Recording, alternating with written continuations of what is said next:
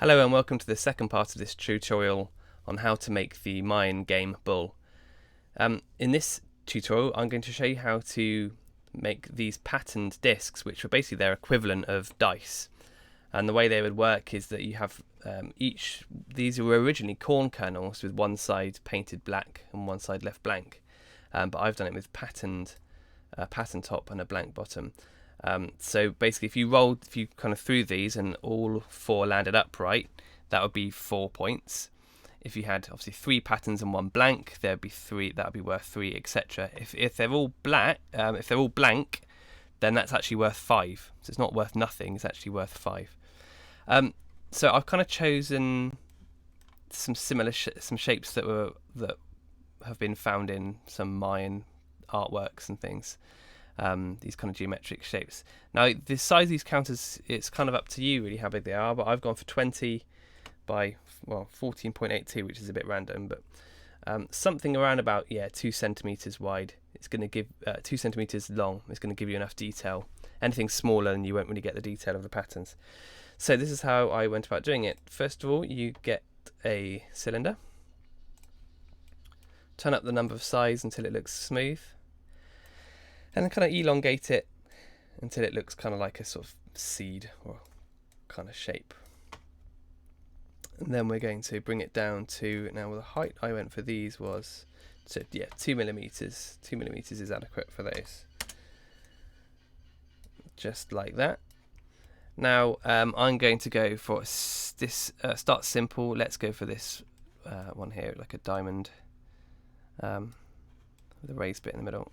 So I'm going to first of all put the work plane on the top, because that's the surface I'm working on. So the work plane on the top of the bull counter, and I'm going to get a box, shrink it down. So I'm holding down Shift Alt resize, and I'm going to rotate it 45 degrees. So I'll click on this rotate button and just do it in the inside the thing so it snaps to a common size.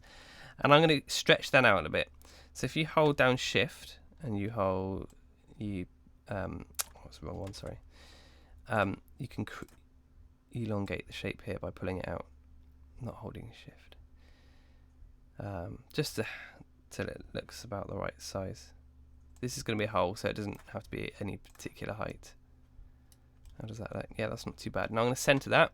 So I'm going to draw left click and drag a box around everything. Align and align center, and it's already aligned in the middle.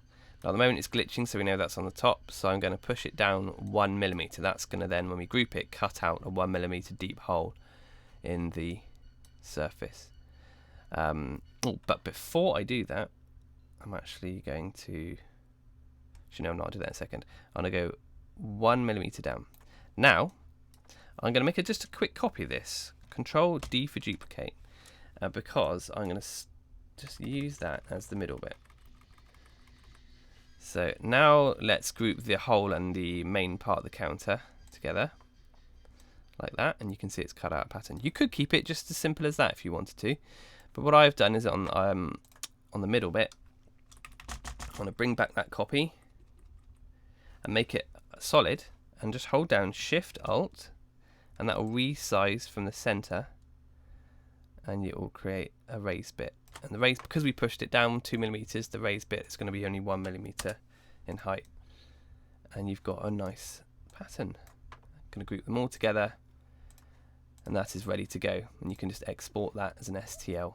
Make sure you've given it a name, ideally with your name on. If you wanted, on like this one here, a hole in the middle, very straightforward. You just put the work plane on that top bit, get a cylinder, Shift Alt, and then click it down. Really, there's not much point in increasing the number of sides on this because it's so small. And then going to align it. Maybe make it a tiny bit bigger. Again, I'm holding down Shift and Alt. Maybe a tiny bit smaller than that, so I'm going to change the snap grid to 0.5 millimeters, just make it a bit smaller. Okay, that'll do. Hole, and then push that down another 1 millimeter. And then highlight everything, group it together. And there you have a pattern piece. For this one here, I'm going to very, very quickly do these kind of superimposed shapes here, these superimposed diamonds. Very similar process. Just go from the beginning again, really fast. Turn up sides, pull it out, make it about 2 centimeters long, which is 20 millimeters. 2 millimeters in height. Work plane on top. Actually, that's one thing I just noticed about the one I did before. It's a little bit big, isn't it? So if you wanted to resize it, you could just hold down Shift, click, and change that to 20, and that's resize the whole thing. So back to here. Cube. Shift Alt, resize. Turn it 45 degrees. Elongate it a bit. Apologies for the noisy birds outside. And it needs to be a bit smaller than that. That'll do. Needs to be. Okay, so I'm going to align that on the center line, not on the midline, because you'll see I'm going to have 2 of these. Now, maybe move it over one more. I'm then going to make a copy of that, Control D, and just position it so it looks, that's about symmetrical. It's about, you can see here it's about just under 3 millimeters away. That'll do. What you could do, if we group those together, we can align that shape with the base and get it exactly in the middle. So select those, align. That's in the middle now. Now, you've probably guessed what we're going to do. Going to push that down using the cone thing, 1 millimeter, like that, and group them together. What I could have done, really, in fact I might do that now, is make a copy of one of those diamonds to use in the middle. So Control D. I just undid it then just so I can reuse one of these diamonds and regroup it. And then we'll bring that, we're going to align that one, align that hole, that copy, and then resize that. Shift Alt. It's actually going to be a solid. Turn down the snap grid to get it really precise. Make it 1 millimeter tall.